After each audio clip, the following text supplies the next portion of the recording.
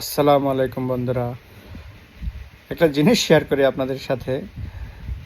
কত বড় লজ্জার বিষয় দেখেন, একটা দেশের প্রধান উপদেষ্টা, মনে করেন প্রধান উপদেষ্টা তো একটা দেশের সরকারি, তাই না? বা আমাদের দেশের বর্তমানে যতদিন ইলেকশন না হবে এই প্রধান উপদেষ্টাই তো বাংলাদেশের প্রাইম মিনিস্টার। আমি নামটা নাই বললাম, ঠিক আছে? ব্যক্তিগতভাবে কাউকে আক্রমণ না করে ওভারঅল বিষয়টা বলার চেষ্টা করি।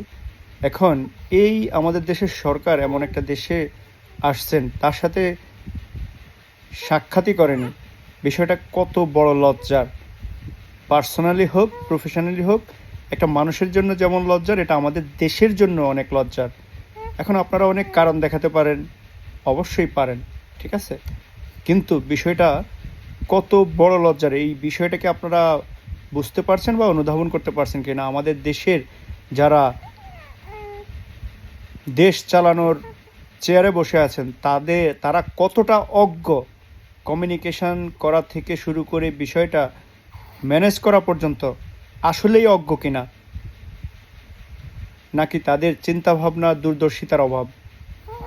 যেটাই বলেন, এটা আমার কাছে অনেক লজ্জার একটা বিষয় যে একটা দেশের প্রধান উপদেষ্টার সাথে, সরকারের সাথে আরেক দেশের সরকার আসার পরেও অনেক চেষ্টা করেও সেটা সম্ভব হয়নি। আপনাদেরকে একটা জিনিস শেয়ার করতে চাই। আমেরিকাতে হলে সেটা অনেক আগেই সম্ভব হতো মিট করানোর জন্য।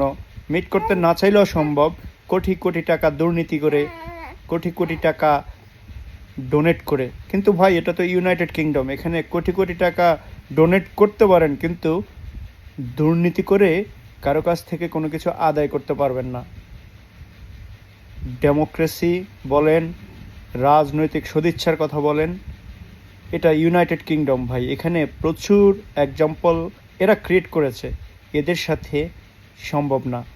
এজন্যই মাননীয় প্রধান উপদেষ্টার সাথে, কিংবা পেছনে আরও অনেক গল্প থাকতে পারে যেগুলো আমরা এখন জানি না, ভবিষ্যতে আসবে আমাদের সামনে। টাকা দিয়ে সব কিছু সবসময় কেনা যায় না। রাজ পরিবারের ব্যাংকে, চ্যারিটি অর্গানাইজেশনে অনেক কোটি টাকা দান করতে পারেন, সমস্যা নেই। সেখান থেকে আবার আপনাদের অ্যাওয়ার্ডও নিয়ে যেতে পারেন। কিন্তু দেশের মানুষের, জনগণের নির্বাচিত সরকার, যিনি গণতন্ত্রে বিশ্বাসী, তাদের কাছে সব কিছু ক্লিয়ার।